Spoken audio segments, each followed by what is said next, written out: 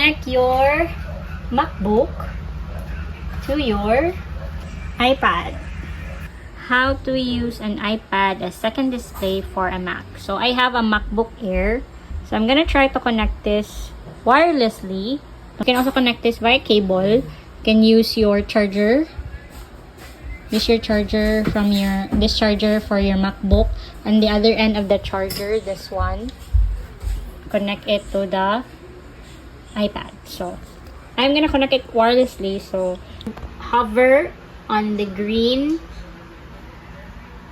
icon and then go to move to Magaborns. That's the name of my iPad. So you can move this page, this browser, current browser, to the iPad. There you go. So it's now an extended display here. So let's open. If you can see my arrow from here to here, so it's an extended display. This is now the first display and this is the second display. So if you open one tab and you move it here, so it's now part of your display. These are this here, if you can see the sidebar, that's the sidebar.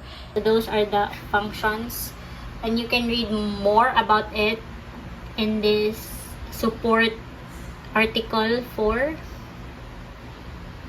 Mac. Use the sidebar on your iPad. So those are the functions for the sidebar.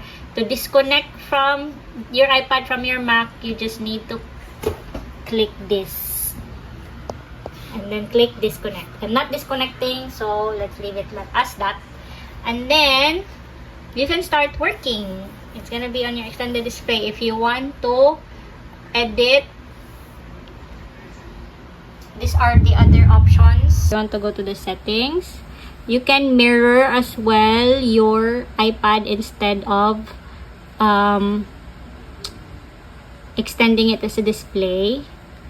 So you can click mirror built-in retina display or use it as an extended display.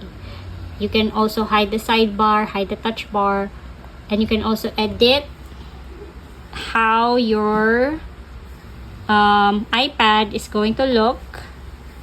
Here, this is also a way to disconnect, and where you can edit the rest. So if you want to disconnect your iPad from your Mac, you just need to click disconnect, right? There. So it's back here now. That's it. Thank you for watching. Wow.